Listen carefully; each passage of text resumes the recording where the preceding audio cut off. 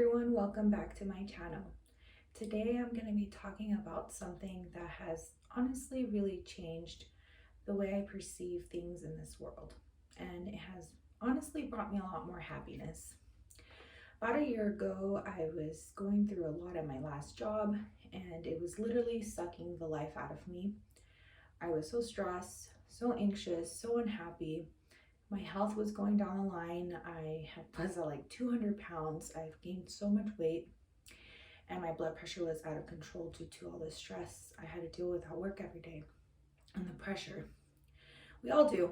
We have difficult jobs, but I allowed my job to consume me. I allowed my thoughts to consume me, and it ended up getting me hospitalized.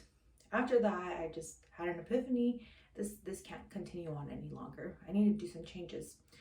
And I did. I started exercising, started eating a little better, and I've lost weight.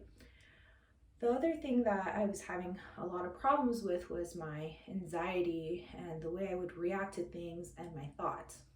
So I went on a journey, and they told me, have you ever looked into Buddhism? So I want to make something clear. I'm not religious. I never grew up in religion. Nothing against it at all. If you're religious, great. It's always good to believe in something. But Buddhism, their philosophy, it really resonated with me. There was a lot of things on there that really do help with anxiety. To name a few, meditation has helped me immensely. I used to meditate without even realizing it. And I just wanted to share some of that information with you guys. I think it's really helpful. There are two things in this world, and one we can control and one we cannot control. So the things that we are not able to control are external forces. For example, if you're walking down the street, a pigeon can poo on you. You have no control of that. Sometimes things happen in our life that are out of our control, and the only thing we can control are internal forces, which are our thoughts. And I am a firm believer that our reality here on this earth is based on your thoughts and your perception. One thing might insult one person, another person might take it as a compliment. So it's all about how you perceive things, how you process it, how you interpret things, and that's how your reality is. One person's reality is different than the others. So I wanted to share the 4 noble truths of Buddhism. So what I really like about the Buddha is that it's more of a philosophy than a religion. They don't really believe in a higher being. They believe in the universe. They believe in energies. They believe in karma. They believe on pretty much karma. What you put out comes back, positive or negative. And they focus a lot on controlling your thoughts and not allowing those negative thoughts to corrupt you or to ruin your day. Negative thoughts are like a cancer. It spreads energies. If you walk into a room and someone is smiling and they look welcoming, then you are more likely to speak to them, right? If you walk into a room and someone's like this and they're looking at you like this and you're just like this, you could feel that. You can feel that tension. You can feel that it's awkward in there. There's all this tension, right? You're walking on eggshells, and that negativity spreads. So that is something you can control: how you act, what you say, and how you think. So let's go ahead and get started and start with the 4 noble truths. So here it says, all beings crave and cling to things and states that are not permanent. This leads to suffering, which in turn ensnares the beings who are stuck in the never-ending cycle of rebirth, suffering, and dying. So Buddhism does believe in reincarnation. I'm not a believer of reincarnation, but I do see what they're saying. So what the Buddha wants to teach is for you to walk the middle path. What is the middle path? To not overindulge or underindulge, because that will cause suffering. So an example of that would be, let's say you go to the buffet and there's all this food. So you just start shoving it all in, right? You just start eating all that food. And then you end up with a food coma, you feel sick, you feel bloated, you have no energy, you're tired, you overindulged. But then there's the other side where you underindulge. So let's say you don't eat, or you eat very little and now you're starving. You have to find balance. Just eat the right amount. Enough for you not to starve, enough for you not to feel sick that you ate way too much, right? So that is kind of like walking the middle path. You don't want to be living in poverty, and then it's okay to be rich, but just, be mindful that materialistic things don't bring you happiness. It might bring it for a moment. When you get it, when you get a new car, obviously you're going to be excited. Then you start thinking about, oh my God, how much debt did I get into and all this stuff. So anyways, walk the middle path. That's the fourth noble truth. I guess we got a little ahead of ourselves here, but so the first noble truth is called dukkha, which is desire or suffering. So the first noble truth teaches that one's desires are impossible to satisfy, and this causes pain or suffering. Pause and reflect for a while on whether you have experienced feeling permanently satisfied. Have you ever had a moment where you are satisfied forever? No. You might have gratification for a little bit, but once you accomplish that goal, you're going to want another one in order to feel happy again, right? So we as humans are in constant cycle of yearning for a satisfying end to everything we do. This in itself is impossible to do, since achieving one goal, object, relationship, etc. open doors to the next want. While there's nothing negative about striving for your dreams, clinging too much to them leads to the constant feeling of yearning, which in itself is painful. So don't get it wrong. It's not saying don't have goals, don't have aspirations, don't have dreams. It's not saying that. It's just saying when you cling on to those things so much, it can cause suffering. How? Okay, let's give you an example. So let's say you want to be a YouTube creator, right? You're like, I'm going to do YouTube videos. They're going to be top-notch quality. I bought all this equipment. I am going to just be pumping these videos out. I'm going to explode. I'm going to have 1 million subscribers. Little did you know, that is not how YouTube works. So with you thinking like that and saying, okay, I want 1 million subscribers, that's fine. You have a goal. But when you get so fixated on it, when you are checking your stats the next day, you get upset that you lost 3 subscribers, you aren't growing as fast as you wanted, you're getting negative comments. All these things can happen, right? That YouTube is sometimes not the friendliest place. This is when I started making YouTube videos, this is when I learned what a troll was. Yeah, I know. I guess I live under a rock. But my point here is that when you have a goal, if you're so fixated on it, you're going to be very disappointed. You're going to be very disappointed when you don't see that you have 1 million subscribers the next day. Instead, focus on your process, on getting there. Don't let all of those things you cannot control affect you. Be happy that you did a video, you put yourself out there, you're trying to share information or whatever subject you're doing a video of. Be proud of that and continuously keep doing that. Keep doing that. Keep doing it. Do it because you enjoy it. Over time, the fruits of your labor will come out. You will see how your hard work, the fruition of your hard work. So be patient. Don't get upset of things you cannot control. I can't control if you guys like my video. I can't control if you guys dislike my video. I can't control that. But what I do know is I'm happy I'm giving you guys this information, and with that, I'm happy. So that is the second noble truth. When you have all these expectations, you are more likely to be disappointed. So we are rarely satisfied with anything because as soon as we derive satisfaction from anything, our mind shifts to the next thing. You will find that meditation and discipline of the mind in a positive way will help considerably to cut down the suffering. So some things that happen through our day that we can't control, as I mentioned in the beginning of the video, are your thoughts. Honestly, meditation has helped me so much I didn't even realize I was meditating until I started getting tattoos. So when I went to the tattoo shop, I have my whole arm. So you can see here, my whole arm is pretty much tattooed, right? All of it. I'm still missing some spots. Some areas are very painful. Under here, it feels like someone has a thin needle and it's carving in your skin that's hot. It hurts. So how do I get through that? How do I sit there for 10 hours or so? I usually do 8-10 hours, full day sessions.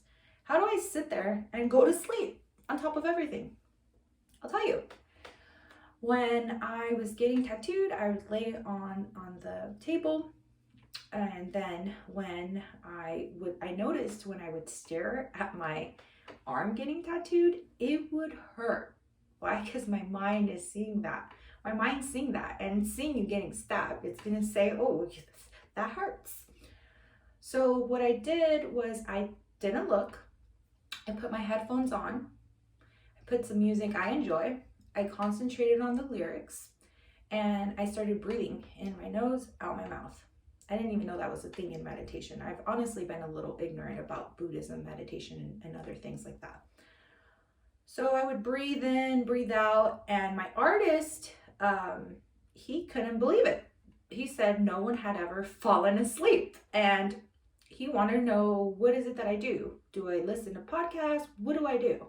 I told him I just listen to music, concentrate on the lyrics, focus on that, breathe, and eventually I go to sleep. And he said, that's meditation. I said, no, I don't know what that is. And that kind of opened up a little bit of a can of worms and made me explore other things. So meditation helps you calm your thoughts. Now that I do this every day now. I used to have insomnia. I couldn't sleep. Didn't matter what I did. And what I did is I made it a routine to meditate before I go to sleep. And it's something that takes 10 minutes from your day, and it can help you immensely. I lay there, I do my breathing exercises, it's guided meditation. After my body feels so calm, my mind feels so calm. And after reading this book, I feel like I am not as reactive anymore. Whenever I would get bad news, ass hit the fan at work, I would panic. I would freak out. I would get anxiety. I would get stressed out. And that's what got me sick. I couldn't do that anymore. So I learned from this that you have to just process the information, then react to it. Because our reality, the majority of our reality is in our thoughts.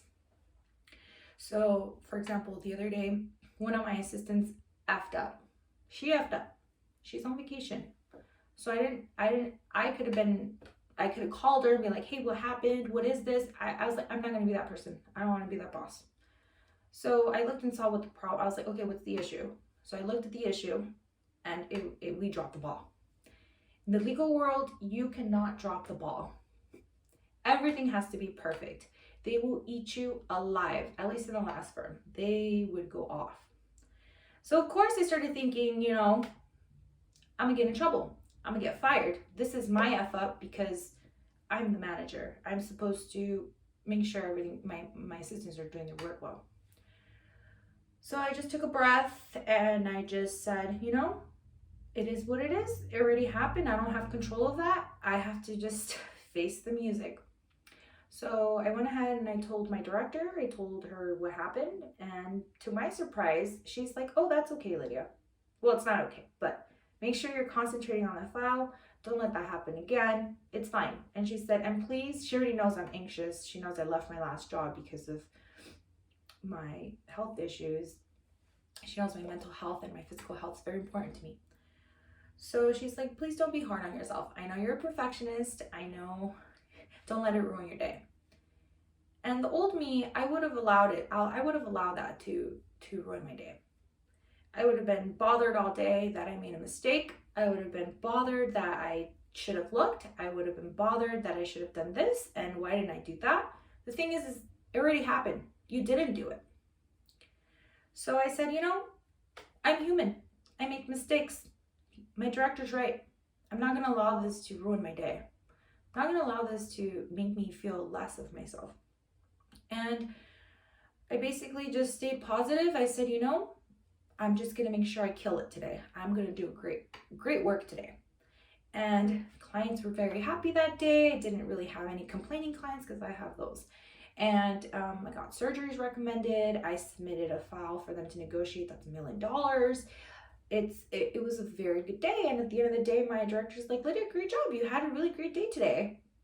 Even though in the morning it was not good. See, if I would have stayed in that mental state of, I'm an idiot, I suck, my system messed up, it's my fault, it would have ruined my whole day, and I would have seen everything in a negative way, and I might have not been as productive. Maybe when I talk to the clients, they can feel that I'm annoyed. They can feel, and I'm not going to be able to educate them to do surgeries, right? So that small mindset change, not allowing my thoughts to consume me, made my day a whole lot better. I felt a lot better with a very small change, and I could have easily allowed my thoughts to intoxicate me. So I think this is very important. I went off subject, but so thirst or cravings. So the second noble truth describes the main source of the desire or suffering, and it is one's thirst or craving for something in this world which is impermanent. Your thirst or craving creates karma. It means that all suffering has a cause. Buddhists accept that when there is pain, there is always going to be a cause of that pain, no matter whether that is a physical or mental pain. That suffering in itself is a manifestation created by your mind, depending on what you have taken in over the course of your life. Your disappointment or pain can come from any event in your life that has left you feeling that you were cheated or something. So an example of that is, let's do another work example. Let's say you are killing it. You are getting $1 million settlements. You are doing amazing, right? So then you finally get the courage to go tell your boss, hey, I want to be the director, or I want to run your department. I want a promotion. I worked my butt off. I've done this, I've done that. And then your boss says, I'm sorry, we can't do that. Then you leave disappointed, pissed, these ungrateful people, all that I do for them, everything that I've done, I've sacrificed this, I'm here all the time, and then they wouldn't give me a raise. You don't know why they couldn't give you the raise or promotion. You don't know why. It could be that the company has financial trouble and they can't afford that right now. It could be that your department is short-staffed and they can't move you yet. It could be that someone who's more qualified got the position. You don't know why. So don't allow that to consume you. Don't allow that to make you feel like you're less. You don't know why. You can ask why and find out and maybe improve. Instead of just sitting there on your desk, mad and angry at the world, being unfair to you, what's that going to do? Is that going to get you your promotion? No. Why do that to yourself? You do that to yourself. Let it go. Improve. Focus on yourself. So we cling to the positive emotional responses we get without realizing they are self-satisfying, created by our mind, not ourselves. So if you get a big settlement, you're going to be like, damn, I'm a beast. I freaking know what I'm doing. I'm freaking great. I'm better than the attorneys. That was created by your mind. Doesn't mean I'm actually better than the attorneys. No, they went to law school. Way smarter than me. That's something that was created by your mind. Your mind is a powerful thing. It could dictate your life. Don't allow it to bring you into misery. So sensation of desire or suffering, nirodha. The third noble truth teaches that to end one's thirst or craving will lead to the end of suffering. It is only through this that karma would no longer be created, and therefore one is awakened from the cycle. It's a completeness that leaves no room for want, no space for pride, and no disappointments from what does not happen, because there are no expectations. Thus, the third noble truth is that suffering ends. So again, you put these expectations and you cling on to them, you may be disappointed. You can have a boyfriend and expect him to marry you, and when he doesn't propose to you after 7 years, you will be disappointed. Instead, focus on the present. Focus on your current relationship, that you're enjoying each other's company, that you are living life together right now. We don't know what the future is. Nothing in this life is permanent. You're not even permanent. We will be gone eventually. So why live in misery? Think about that. The fourth noble truth explains that the only way to achieve enlightenment is through the discernment and practice of the Noble Eightfold Path, or the middle path. We can go over the Noble Eightfold Path in another video, but the fourth one is finding the middle path. You have to find balance. You have to be happy. You don't want to deprive yourself so much in this life that you're miserable. And if you overindulge, it won't bring you happiness. It won't. It won't. You know what will? Knowledge. Calming your thoughts. Allowing yourself to be happy. Anyways, thank you so much for being here. I really appreciate you guys. And I hope this helps someone. Have a good one.